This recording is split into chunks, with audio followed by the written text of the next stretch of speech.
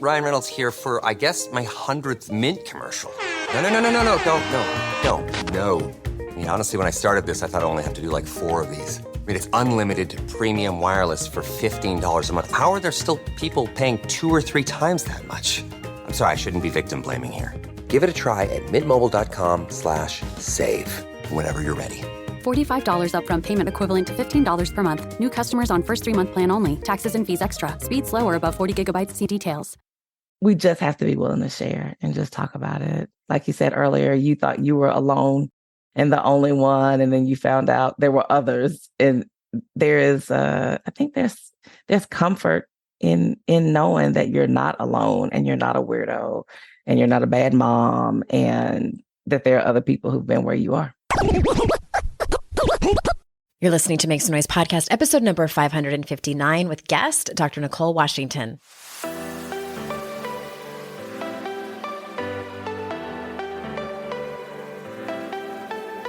Welcome to Make Some Noise podcast, your guide for strategies, tools, and insight to empower yourself. I'm your host, Andrea Owen, global speaker, entrepreneur, life coach since 2007, and author of 3 books that have been translated into 18 languages and are available in 22 countries. Each week, I'll bring you a guest or a lesson that will help you maximize unshakable confidence, master resilience, and make some noise in your life. You ready? Let's go. Hello. Welcome to another episode of the podcast. As always, I am so glad that you are here today. And as always, excited to bring you today's guest, Dr. Nicole Washington. Before we jump in, there is a trigger warning for this particular episode. We are talking about some more severe mental health, and there is some talk around suicide. So I just wanted to give you a heads up about that. If you're extra sensitive to it, just take care of yourself. And also wanted to let you know that I do have a couple of spots open, I think at least one for the next few months for private coaching with me, your favorite podcast host, your favorite author and life coach. I'm just kidding. I might not be your favorite, but I am great at what I do. So I'm just saying, if you want to read more about it, you can read the specifics about the topics that I typically work with people on around all the logistics and things like that. You can head over to andreaowen.com/links. And there's an application there too. That application goes directly to me. You don't need to worry about that going to anybody else. And then if we're a good fit, which 99.9% of the time it looks like we are, we hop on the phone to see if we want to move forward. So andreaowen.com/links. Now we are ready for the show. Let me tell you a quick bit about our guest today. Dr. Washington has spent most of her career caring for and being an advocate for those who are not typically consumers of mental health services, namely underserved communities, those with severe mental illnesses, and high-performing professionals. With a passion for educating others about mental illness, she speaks on a variety of topics to colleagues and the general public. Through her private practice, podcast, speaking, and writing, she seeks to provide education in efforts to decrease the stigma associated with psychiatric illness. So without further ado, here is Dr. Nicole. Dr. Nicole, thank you so much for being here. Thank you for having me. I am always excited to talk to really smart people about mental health. So I'm glad to be included in that group. I'm happy. Let's get into it. I find it interesting. You know, I spent a decent amount of time on your website and looking at the different topics that you teach and speak about. And I found it specifically interesting that you chose to work with people who are not typically consumers of, or even have access, I guess, to mental health services, underserved communities, and also those with mental illness who are high performing professionals. So can you tell us why you ended up with that specific demographic? Yeah, you're right. I started off my career working with people who had severe mental illness. And I did home visits for severely mentally ill adults. And then I ran a crisis unit for people who were in crisis. You know, the police were bringing them in, dragging and kicking. And then I decided to get a master's in public health long after I completed my residency training and I was working as a physician. And people always say, did you not have enough to do that you felt like you needed to go get a master's degree after you were already a doctor? And you all know how it is. Like you're always wanting to learn new stuff. Yeah, Always. Sometimes to your own detriment. But I did go to work on this master's in public health. And as I was working on a project for a class, I really, really became interested in the physician mental health crisis. And we lose about 300 to 400 doctors a year to suicide. And so that number really struck me as, wow, like that's a big deal. It's a lot of people. There's something there. Yeah. There's something there. And as I did more digging, I realized, you know what? Doctors aren't the only ones. Attorneys are struggling. C-suite folks are struggling. Really, anybody who gets to that high level of achievement, the entrepreneurs who are killing it out here, like it's a struggle because the higher you get, the lonelier it can get. And then there's all the stigma still, right? So I had stigma with my patients who had severe illness like schizophrenia and bipolar disorder, who were maybe homeless or low income, and still stigma was at the top of the poll with people who had money and means and resources, and stigma was still playing a part in them not receiving treatment. So it just kind of drew me to that population. That's so interesting because we don't, when we think about quote unquote underserved communities, we might think of homeless people, people in marginalized communities who usually can't access it because of resources. But it's also on the opposite end of that spectrum. There's that people face the stigma, and it sounds like they would rather not get the mental health service than experience the shame involved in asking for help. Yeah, I mean, there's the concern about what will my colleagues think of me? What will my employer think if they find, what will my licensing board think? So a lot of people who hold a license, attorneys, physicians, they will often say, well, I just don't know.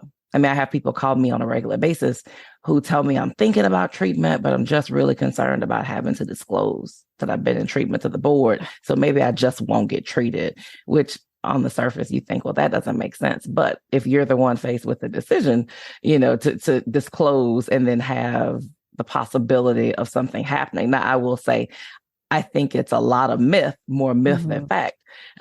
I've yet to have somebody lose a license, but I think there's lots of stories and rumors and lore circulating about, physicians who've disclosed things and then ended up not being able to get relicensed for the next year or not get a new license.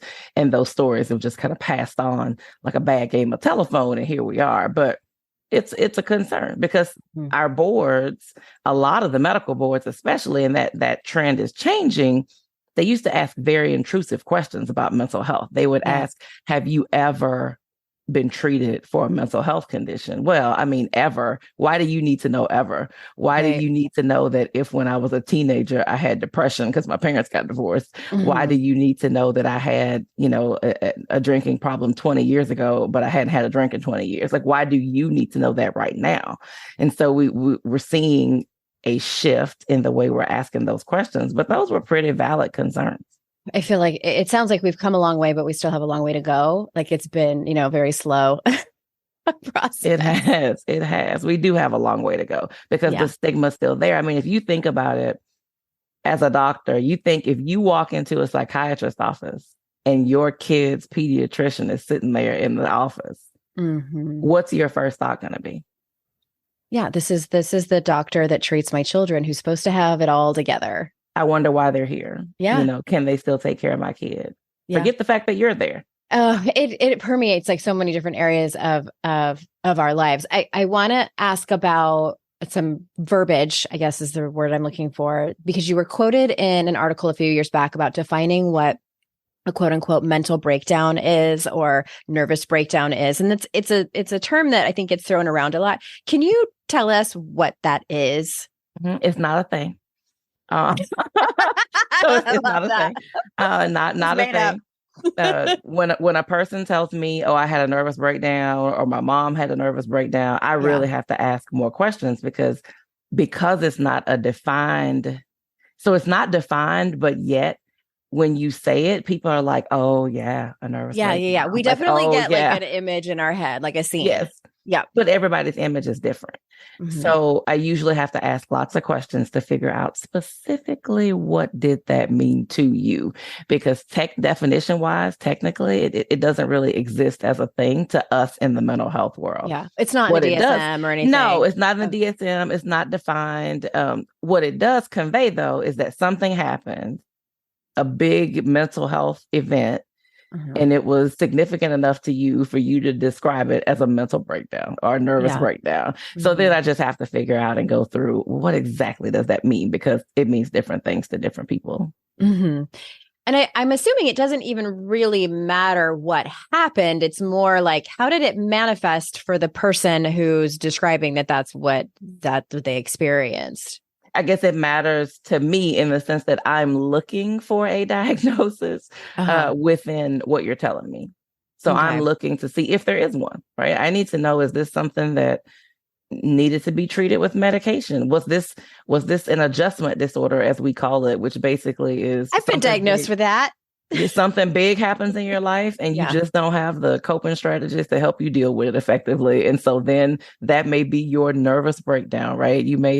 This thing happened and the tools you thought were there, the box was empty. And so you didn't have them and then you had to see somebody. But we just need to be able to figure out what exactly was that breakdown, because that helps us determine how do we treat you moving forward. Okay. Yeah, I know that matters for insurance and things. And like it matters for medication versus no medication. It matters for what kinds of medication. Somebody's nervous breakdown might be them describing severe anxiety.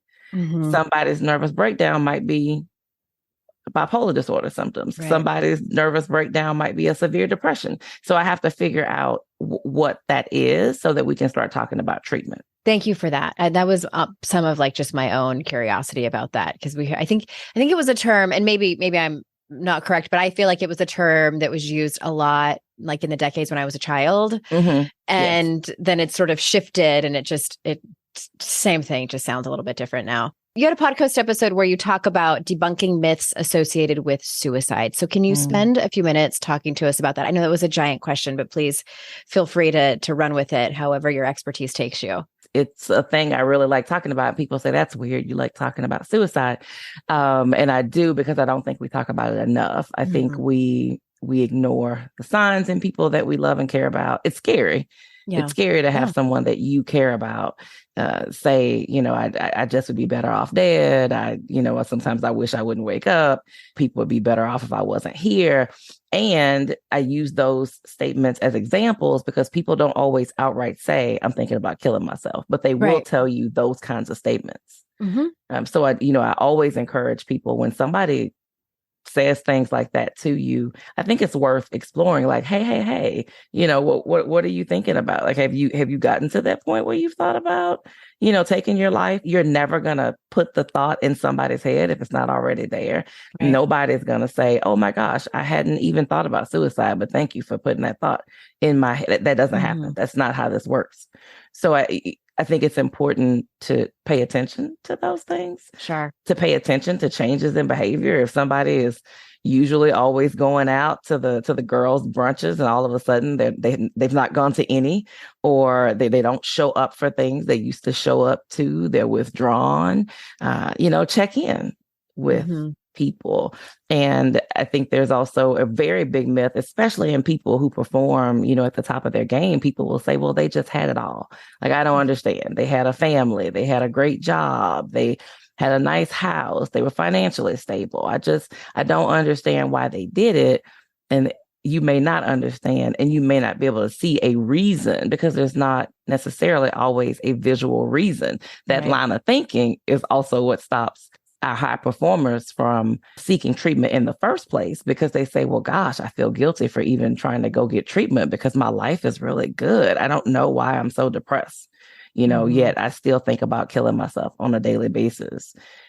These kinds of thoughts about having it all, those kinds of things, we need to kind of erase from our memory, forget we ever thought that, and just kind of visualize people for what they're putting in front of us. And if somebody's withdrawing and just seems like they're not doing well, it's important to check in with those people. Thank you for that. I found it interesting. I want to ask you one additional question on that too, but just a bit of a personal anecdote. I found it interesting when I went through a really difficult time a few years ago and had some suicidal ideation.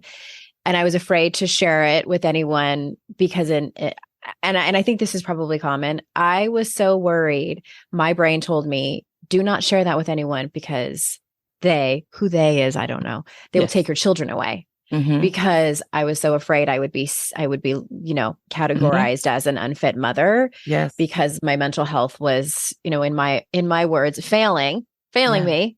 And given what I do for a living, like I should have myself together. So that was scary. And also it was surprising to me that the handful of people I did open up to about it said that they too had been there. And as someone who had never experienced it before, and never had anyone outwardly talk to me about it, I was surprised to know. I thought it was extremely rare to have those thoughts. Right. Turns out it's not as rare as I thought it would be. Yes. Yes. That loneliness. People always say, well, I don't know. I'm ashamed. I'm embarrassed. And we don't talk about it. So then everybody's left feeling ashamed and embarrassed because most of us don't put our real selves out there to the world. We're not on social media the days that we couldn't hardly get out of bed saying, oh, I'm so depressed, I can't even get up and shower today.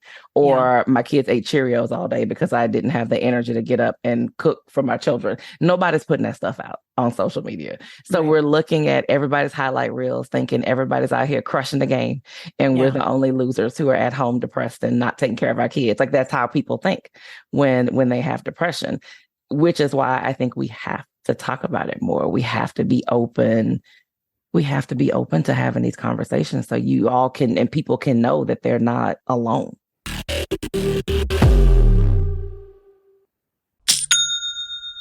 Shopify's already taken the cash register online, helping millions sell billions around the world. But did you know that Shopify can do the same thing at your retail store? Give your point of sale system a serious upgrade with Shopify. With Shopify, you get a powerhouse selling partner that effortlessly unites your in-person and online sales into one source of truth. Track every sale across your business in one place and know exactly what's in stock. Connect with customers inline and online. Shopify helps you drive store traffic with plug-and-play tools built for marketing campaigns from TikTok to Instagram and beyond. Get hardware that fits your business. Take payments by smartphone, transform your tablet into a point of sale system, or use Shopify's POS Go mobile device for a battle-tested solution. Sign up for a $1 per month trial period at shopify.com/noise, all lowercase. Go to shopify.com/noise to take your retail business to the next level today. Shopify.com/noise.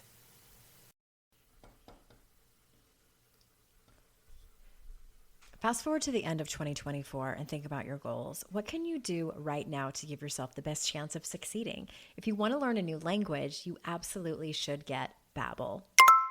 Don't pay hundreds of dollars for private tutors or waste hours on apps that don't really help you speak the language.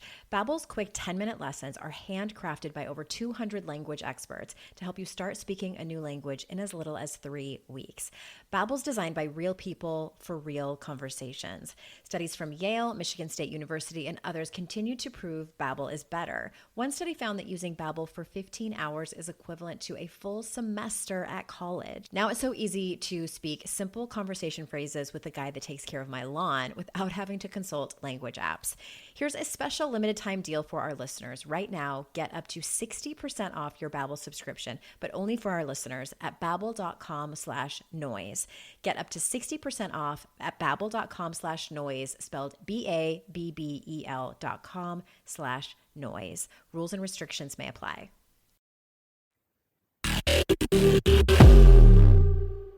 The additional question that I had was about for people who, I love how you talked about, looking for signs in other people and our friends and family. But what about for people who are experiencing it personally? When is it time to, because I think like there's the place where I was talking about where it's, and I'm using like air quotes over here, like normal to have those thoughts of, I just wish this would all go away. I wish I just wouldn't wake. Because when we're in so much pain, I wish this would all go away. When is it time for, so I can use myself for an example. Like when would it be time for me to worry that I should probably either, make an appointment with a psychiatrist or, even like check myself into, Right. at some place for like inpatient treatment. What are the kind of thoughts that go through that are red flags? Yeah. For mild depression, some people are able to, well, first I will say this, depression is an episodic illness. Eventually an episode will pass. Okay. Eventually it will pass. Figuring out depression versus life is just really hitting me hard.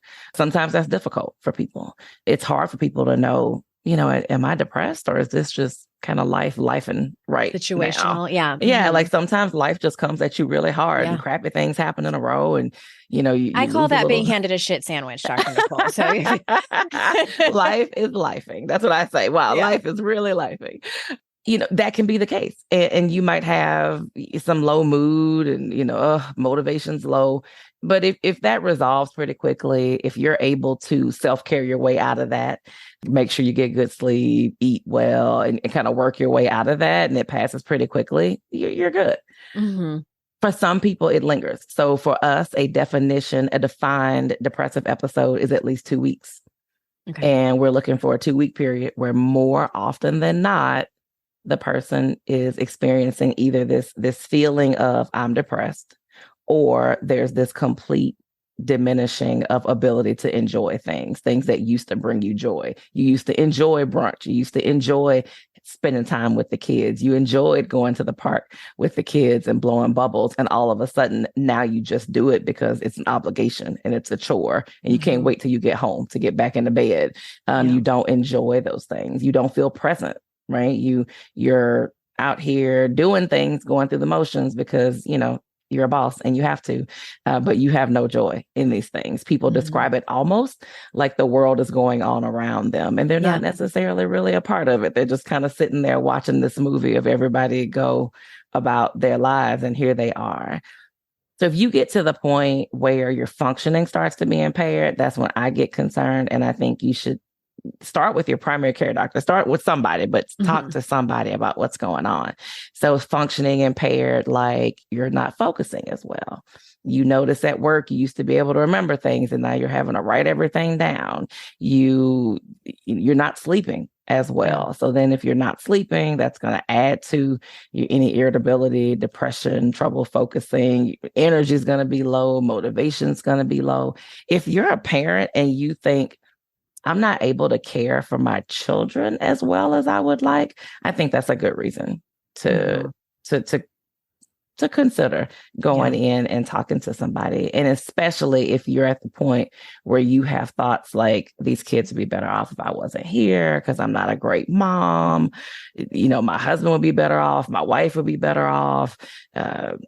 The runaway part, I think that's kind of a normal mom thing. Like, oh, I wish I could just run away and leave you all here for the weekend, But if you're thinking like, I just rather not be and not exist, those are the reasons I say like immediately you should be talking to somebody. Okay. One more question on that same topic. I understand that statistics show that men are in the highest category for suicide. I don't know if it's been a trend that's happening over the last decade or however long. Are those correct statistics before I continue with my question? Men tend to have more completions because they have more lethal way. Men tend to attempt suicide in more lethal ways. Usually, I'm assuming like with firearms. More kind of violent, kind of lethal ways. And women are less lethal in their attempts, so then their completions aren't quite interesting as high. Do you find in your professional opinion that there are gender differences in terms of just mental health in general, like especially speaking at the present moment in this decade that we're in, or is it not really all that different? Women are more likely to go in to be seen than men. There's, our men really struggle. And I think, I know the majority of your listeners are women. And so if there are men in your lives, I think it's important for us to think about just the difficulties. It's tough for a woman to say, oh, I'm going to go get treatment. But you think about the societal pressures that the men in our lives face to be a man, to man up, to not be vulnerable enough to say, I need to see a therapist or I need, medication. And so I think it's equally important for us to kind of keep an eye on the fellas in our lives when you see extreme irritability creep in, because for some men, their depression doesn't come out as sad and tearful and kind of depressed looking. It's more, meaner than a junkyard dog and irritable and yelling and biting. And so I think it's important for us, to keep that eye out for them too. I mean, I also like to ask people about the solution because I don't want to just be like, let's just talk about the problem and how hard everything is. Do you, in all the years that you've been doing this, do you see a pattern in what could possibly be the solution? Is it more connection, less loneliness? Like, what is it, do you think? I think the pandemic, as terrible as it was in a lot of ways, I do think it helped people feel a little less self-conscious about sharing their mental health struggles because everybody was struggling. Oh yeah. Like there was everybody was struggling. Like 2020, 2021, they were dark times. Everybody around us was struggling. So I think that helped a little bit with people feeling like it's okay for me to be vulnerable and say, I'm not doing okay or I'm not doing well. My concern is that we're shifting to a place where people are like, that was 3 years ago, get over it. Like we're about to be in 2024. That's really not, it's just not fair to say because so many people lost so much ground emotionally, socially during those two and a half years. People are still struggling, kids are still struggling emotionally who went through that. I mean, young adults who were late high school when the pandemic I mean, this is hitting everybody. So that is my concern, but I do feel like talking about it and just being willing to share is important. We don't bat an eye if somebody says, oh my gosh, I was diagnosed with diabetes, or oh my gosh, I was diagnosed with high blood pressure. Like we don't even think twice about it. We just go, oh, okay. Yeah, oh, there's treatment for that. You'll be fine. Yeah. When we go out, and they're like, oh, I'm not having dessert, and they're like, oh, absolutely not. You're diabetes. Like, absolutely not. People are so supportive. And then when you, have depression, and if someone calls you and they say, hey, we're going to go to, brunch today. And you say, I'm just having a really bad day. I think I'm just going to stay in bed. People don't even know how to handle that. They just don't even know what to do with that information. So it makes us uncomfortable. We're like, oh, what do I say? I don't know.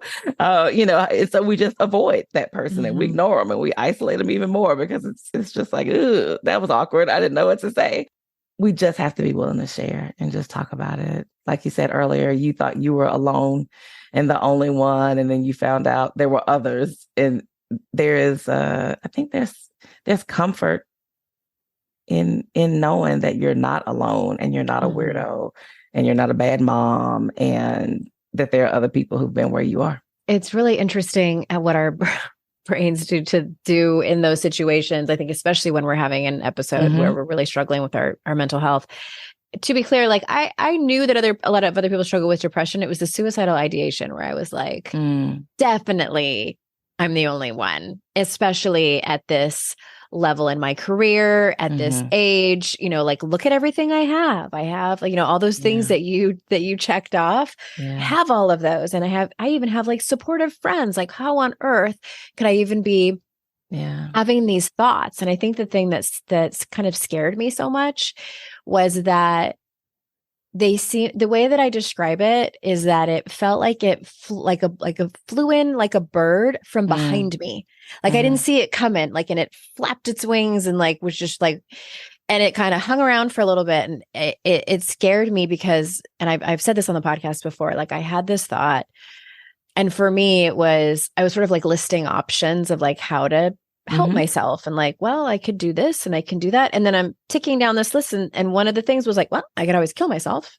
And then my next thought was, oh, this is how it starts. That's and absolutely that how it starts. Scared the crap out of me. And I decided to stay quiet about it because I was afraid. I was afraid of the stigma. I was afraid of, people taking my kids away. It's funny how catastrophic thinking works. Yeah. And, the reality of it is you're more likely to, you're more likely to be in a position where your kids could get taken away if you continue to let it go unchecked, because it gets worse, right? If it continued to get worse, you are now not able to care for the children in a way that is safe.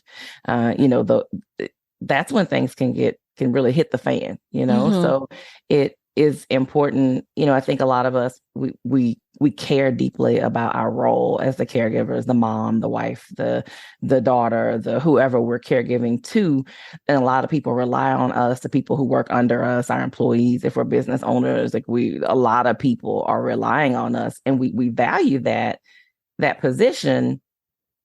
So sure. I tend to push people to think about getting treatment for their mental health struggles as you caring for those people, because you can't care from them. You can't care for them if you're not well. And you really cannot be all the things that you want to be to all these people if you're barely holding on. And it will eventually catch up with you and your capacity. In a big way. Yeah, the well isn't, it's not unlimited. No, it is I not. Found that out the hard way. And mental illness doesn't discriminate. It does not care how much money you make, doesn't care how supportive your family is. I think that speaks to just the fact that there's something wrong, right? Because if you could change that feeling, you change it right away. Sure. If you had 100%. Control over it, you never would have felt. And it's interesting. I just want to point this out before I move on to the next question is that, and I'm sure that you see this all the time with the demographic that you serve, is that for me, it was, I looked up functional depression or high functioning depression, and I was like, oh, there I am. As someone who's always been a high achiever and just effective and productive, yay, America. We're able to look like nothing is wrong. And I remember talking to my therapist, and I said, but I was defending all the reasons I don't have depression. And I'm like, but I don't lay in bed all day, but I still take care of my kids, but I can still make jokes and laugh about things. And she said, what you're describing, the person that can't get out of bed, who hasn't showered in a week, whose room is a mess with food containers. That's the side of the spectrum that we don't want you to get to. Right. That's that's when it's gotten really bad. And you don't have to let it get that way. It reminds me of, so I've been sober for 12 years, and in the rooms of recovery, there's a lot of really great sayings that I take away. And they say, the elevator only has one direction and it goes down, and you can get off at any floor that you want. Which I find that metaphor is similar to depression. It's like you can get help at any floor. You don't have to wait till you go all the way down to the bottom. Yeah, you do. You absolutely do not have to wait. But many people do. They wait until they've gotten to the point where they just finally gave up and had that overdose or that suicide attempt, or their kids were taken because they hadn't been to school for days, and somebody called, and when they went out, the home was a mess. And you don't have to wait. And I just think for people who function at those high levels, those, the doctors, the lawyers, the business owners, the C-suite folks, they just can pull the wool over people's eyes so easy. And that's when, when that suicide does happen, people say, oh my gosh, like I had no idea. There were no clues. People aren't always great at, or some people are, I guess, great at hiding how they're really doing, especially if you don't see the real them. You don't see them at home. You just see the public them. You just don't know. I want to sort of switch gears and ask you about and I hope I word this question well. When I was thinking about the question, I was like, I don't know if it's gonna make sense. But so what can people do if they've experienced having their vulnerabilities or mental health used against them? So like, in other words, if they've had a bad experience with this, how can they start to move forward, or even to trust that they will be taken care of? Yeah. I would say you probably would use it like you've used any of situations where any of your other, I guess, perceived vulnerabilities were used against you, as women, as a woman of color, as, community. We find community. I think that helps us. I mean, there's not a woman alive, I don't know, who is at a high level who doesn't have like that community to be able to help them navigate, as they're climbing that ladder to get to that glass ceiling. Community. Like we need community to help with that lonely feeling. So I would say finding your people. Like, who are your people? If you have had a substance use problem, you find your people at the meetings. You find them, there's a room full of people who've been through what you've been through. Support groups for depression. Your local NAMI, your National Alliance for Mental Illness chapters tend to have groups. Just Google support group depression, my area support group bipolar disorder, support group, whatever those groups are. Since the pandemic, we've seen a huge increase in online support groups. You don't see the support group that you fit into, create one. There's somebody else out there like you who is looking for that group, and make it virtual and do it. I think building community is probably one of the best ways, because that's how you find out, oh, you've dealt with this. And who did you see? Oh, your therapist was really helpful. Or, oh, that psychiatrist really helped you. Let me go see that person. We will hunt down a woman in the grocery store, if we like her hair color, to ask her, who did your hair? What color is that? What brand? It's so pretty, blah, blah, blah. But we may not ever ask anybody in our circle, hey, any of you all have a psychiatrist that you like? Any of you all have a therapist that you like? Yeah. We just won't talk about it. We just will not talk about it. Community. I had never heard of NAMI. We can put that in the show notes. What is it? The National Association for National Alliance for Mental Illness. NAMI is a grassroots organization.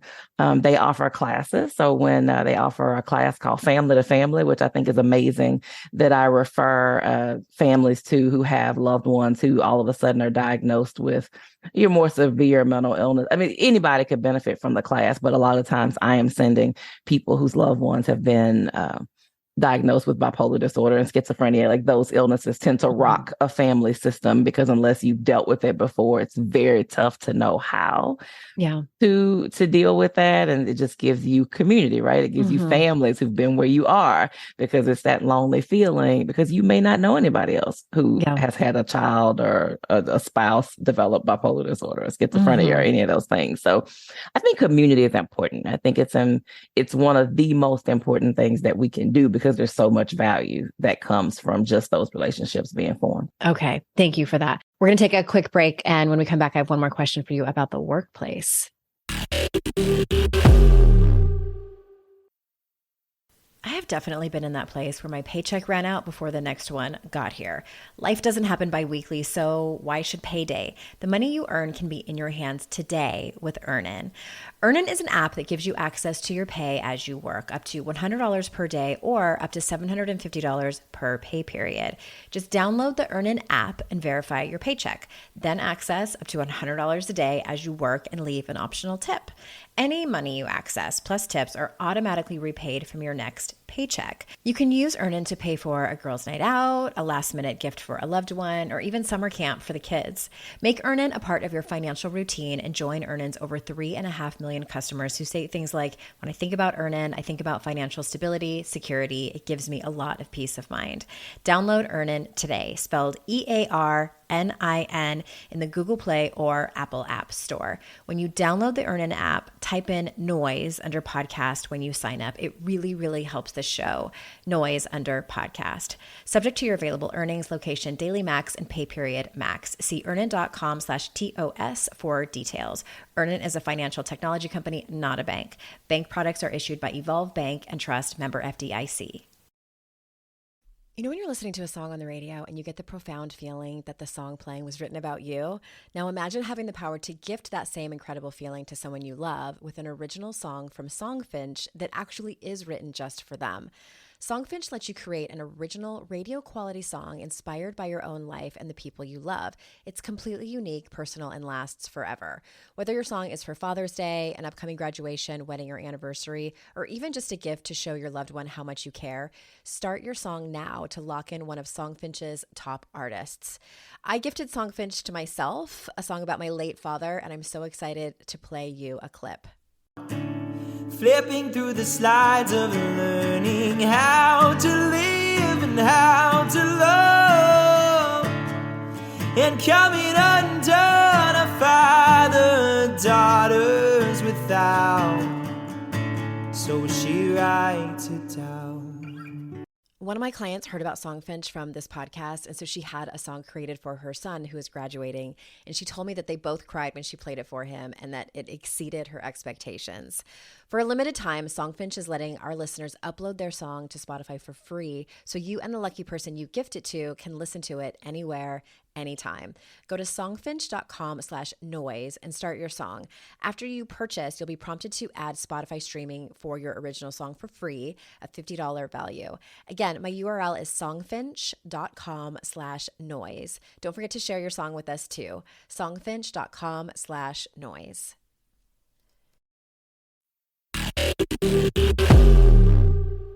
All right. So it seems that companies and other kinds of workplaces are waking up to the importance of mental health, which is fantastic. And what can people do who are listening to try to make positive changes in their workplace if they feel like it might be an area that's lacking? Positive changes, like having more access to mental health resources. Mm-hmm. Even like personal days for mental health days and things like that. Yeah. A lot of, especially larger companies, will have an employee assistance program. Mm-hmm. It's usually shortened to an EAP. And a lot of times people just don't know that they exist. Yeah. I can't tell you how many people who have. So it's like free therapy sometimes. It is. And they have coaching sometimes and psychiatry. Yes. And sometimes. Yes. A lot of times they'll have therapy, maybe coaching. But there's it's a defined number of sessions. So they, your EAP may say, we'll give you 8 sessions or 4 sessions or 6 sessions with a therapist. I think it's a good place to start, especially if there's something going on. And it doesn't have to be a work-related issue, right? Mm-hmm. Because we know if you have depression, if you have anxiety, if you're having some kind of mental health problem, it's going to spill over into your work performance. Sure. So it doesn't have to be like, oh, but it's not a work issue. It's a personal issue. It doesn't have to be work related. Yeah. But the whole thought is your personal stuff ekes over into your work stuff. And so if it's a good resource to access. I think if you have any pull in your company's, HR office, there should be some campaigns about mental health and things like that to educate employees about how mental health can affect their performance. I think it's important that anybody who supervises people mm-hmm. have some basic understanding of what anxiety can look like, what depression can look like. Because I do think that there are times when people are struggling mentally and they kind of get written off as lazy, mm-hmm. unmotivated in the workplace. And I don't know if that's the most helpful label to put on somebody who's already struggling, with whatever it is they're struggling with. So I think managerially, we should be training anybody who supervises people, evaluates people, works with people on just basic depression, anxiety, mm-hmm. What do these things look like? How can they show up? How can they manifest? I think those things could be very, very important and valuable. I want to squeeze in one more question before we go. And this is just my own curiosity. And I think it's partly because I was watching sometimes in the evenings when I'm a little burned out and I don't want to think about anything. I watch documentaries about celebrities, and I was watching, I'm only a few episodes in, but I was watching the Kim Kardashian and Kanye West divorce drama. Mm-hmm. And I didn't realize it was going to be a decent amount of Kanye West's mental health struggles that he's had. So in your professional opinion, what do you, I'm assuming that you might have a little bit of a love-hate relationship with how these are portrayed. It's good that it's getting out there that this exists, but I'm sure it's also sensationalized and some. Can you kind of just talk about that and what are your thoughts in general? Yeah, I think the media has a huge responsibility in how we portray mental illness, and how we choose to display famous people when they are having mental health struggles. I mean, he's stated that he was diagnosed with bipolar disorder. I think that's been reported, that he's been diagnosed with bipolar disorder. And I still have a very soft place in my heart for people who are diagnosed with bipolar disorder and schizophrenia and those more severe illnesses like that. He has a lot of means, though, and he has money, and he can get away with things that the average person with bipolar disorder cannot get away with. Sure. So my negative is I think it makes it look like, see, Kanye West has bipolar disorder and he doesn't take meds because he's been pretty open about not taking meds because they've blunt his creativity and those kinds of things. And so I think it can be a negative on that front because somebody out there is saying, well, I'm not taking meds either because Kanye's not taking meds and look how great he's doing. Like he doesn't need, to take medicine. So I think in that, that's the downside to me with kind of displaying it and putting it out that way. The positive, though, I will try to find a positive in it, is that it does bring awareness to the fact that it doesn't matter how much money you have. You can still have bipolar disorder and you can still make bad decisions. The decisions he made, during what is presumed to be, a manic episode lost him a lot of money, but he had a lot of money to lose. For the average person, they don't have that much money to lose. And that, losing that much of their worth, whatever it started off as, can be catastrophic and can lead to homelessness and loss of, all kinds of things. So I do have a love-hate. Like I like that we're talking about it. I like that it made people start talking about what is bipolar disorder? What does that look like? But I don't like the way it's kind of sensationalized. As look, he's got bipolar disorder and he's doing so fantastic. And he's a creative genius, and which both of those things can be true. You can be a creative genius and have a mental illness at the same time. The way media describes mental health disorders and things is a little maddening, and that's why I asked the question, because I think that as consumers, we have a responsibility to think critically about what we see and even just like what was filmed and who's making the documentary and things like that. So I actually haven't watched it for that reason. I'm like, it doesn't feel. I definitely can understand why it would be if somebody's like, oh, I want to watch that because that sounds interesting. For me personally, I'm just like, oh, I don't think I can. Yeah, because because I had forgotten too before I watched that he lost his mom. And so it just it sounded like a little bit of a perfect storm. So anyway, thank you for being here. Is there anything I like to ask my guests, is there anything that you want to circle back to either underscore or add on to so you feel complete before we close it out? No, I think this was really great. I mean, the only thing I can think of is just to remind people, if you are not functioning at the level that you can function, it's time to do something. Yeah. Okay. Thank you so much. And where do you want people to go to learn more about you? I know you do keynotes and trainings for companies. You can find me on all social media platforms at Dr. Nicole Psych and the website, drnicolepsych.com. Thank you so much. And of course, all of those will be in the show notes. And everyone listening, thank you so much for your time. I'm so grateful for you. And remember, it's our life's journey to make ourselves better humans and our life's responsibility to make the world a better place. Bye for now. Hey, did you know there's free secret podcast episodes waiting for you that are not part of my regular podcast feed? Yes, AndreaOwen.com/free. And you just sign up. You get a link sent to you. It's very secret. It's like a secret club. We don't have a secret handshake. Don't worry about that. But it's these motivating podcast episodes that I made for you. They're under 20 minutes each. There's 3 of them. They're for wherever you are in your life. So head on over there and grab them. They range from really supporting you and seeing you where you are and being compassionate, all the way to giving you a giant kick in your ass and telling you how amazing and gorgeous and phenomenal you are. So AndreaOwen.com/free and get your hands on that free podcast feed.